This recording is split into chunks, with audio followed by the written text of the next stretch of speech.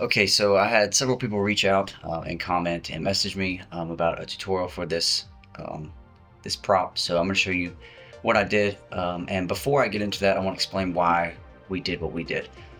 We were using props in a way with or lower thirds with the link text, like some of you mentioned. But Pastor started getting us our media really late, or on Sunday mornings, like an hour and a half before the service starts and all this.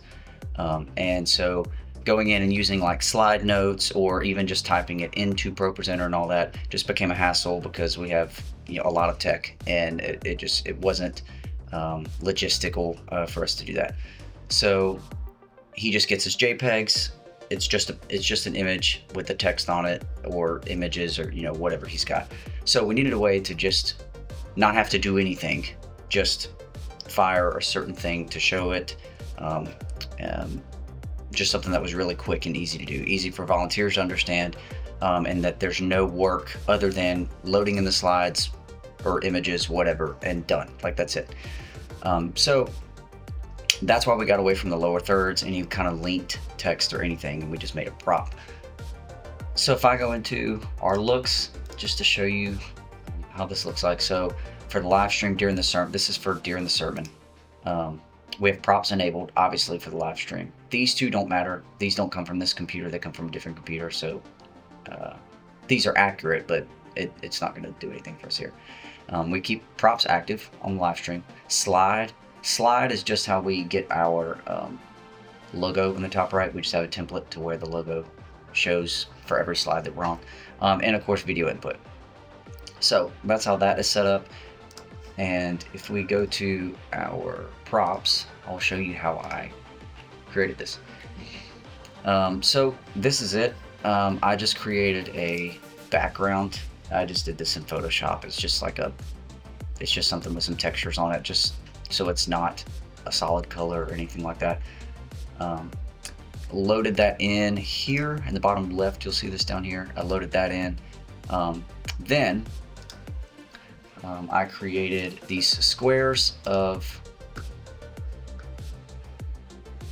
let me hide this real quick. Then I created these squares here that you'll see. So the way to create these shapes, you'll just create a shape. Well, this you'll do rectangle. You'll change this to the aspect ratio, or the aspect of HD. So as you can, it's 1920 by 1080. So as you can see, it fills up the whole screen. Lock this right here so that it will keep the ratio the same. Get it to whatever size you'd like. As you can see, for this, I did something like this. There we go. And then your fill instead is going to be a screen preview. And for us, it's our LED wall. It's what shows on the LED wall, which is the slide. So I would click that here. And of course, I've already done that, so I'm gonna delete this. I've already done that here. And then just for visuals, I added a stroke on the outside. I just thought it looked better. And so that part is done. The tricky part was then this, because I ran into an issue with the video input. This is the same idea. I made a square, or made a rectangle, and then just made it the size that I wanted to, and then the fill of this was video input. The issue with this is when you enable the prop, and if I just used our, if I just used our regular input, our regular camera input that we have, this input one here, it's got audio attached to it. It's also got an audio delay to match up, to match the audio, for audio video sync. Well, the problem is when you enable this prop and the prop is sitting on top of the video input, it doubles the audio because it's now got the video input coming in two different sources. You've got on the bottom layer on video, you've also got on the upper layer in the prop. Also, not only that, the prop plays the audio without the delay. So you got, for whatever, I guess it's the coding, it's whatever they're doing with that. So this 60 millisecond audio delay that we use for audio video sync, so not only is the audio doubled, it's then one audio source playing with 0 millisecond audio delay, another one at 60 milliseconds audio delay. So you hear this horrible, like doubled audio. So The trick to this, what really makes it work, is creating a second input, and it's the same exact thing, just with no audio source. Then that is what you link here, and it's input 2 as opposed to input 1. And then what makes it fit into this, because I don't want it to stretch, I don't want it to do anything, I just want this rectangle to be like the center, like the middle third of your camera grid, if that makes sense.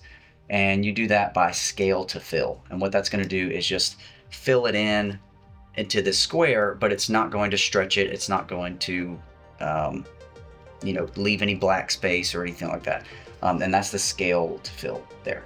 And then again, add a stroke to it, and then on top I went ahead and put our church logo the same size that I do for the slides, just so with that transition our church logo stays in the top right the whole time. And that's it. So now that I'm here, I can show you what this looks like. All right, so if we are in our sermon, look changes, this is what it looks like. And so now that we're in this look, we're in our sermon look, I don't have to change anything throughout the whole sermon.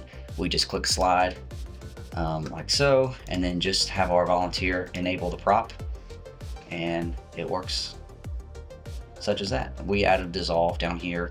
Of course, you can have it cut or do whatever you want to do. There's our drum set, and yeah, it works pretty easily. And then of course you can just deactivate it, pull it whenever, and it's really worked out for us. If you have any other questions, feel free to reach out, and I'd be happy to answer them for you.